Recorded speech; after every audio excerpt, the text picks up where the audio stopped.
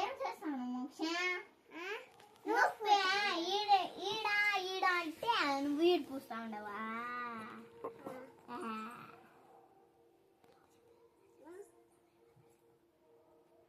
నువ్వు పెరికిస్తావు అసలు మీ గసలకాయలు అక్కకి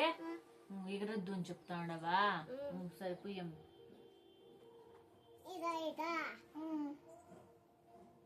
కాలంతా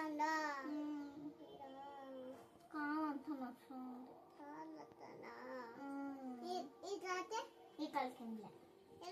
ఊరికే చాలా చెప్పాయి అట్లా తీసుకోండి మేలేపోతుంది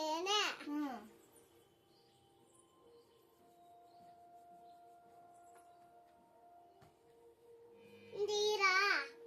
ఇదా అదేమో చెప్తాను సార్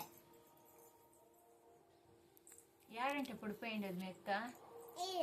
యాడ్ పడిపోయింది అది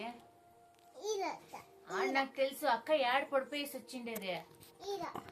మోక్షిత ఆడ తెగిలిండేది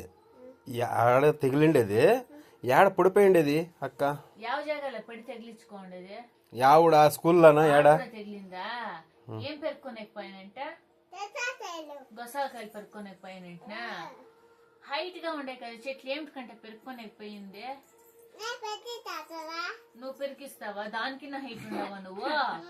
నువ్వు పెరికిస్తాను అంటే కూడా వినలేదా దిగులేదులేమ్మా దానికి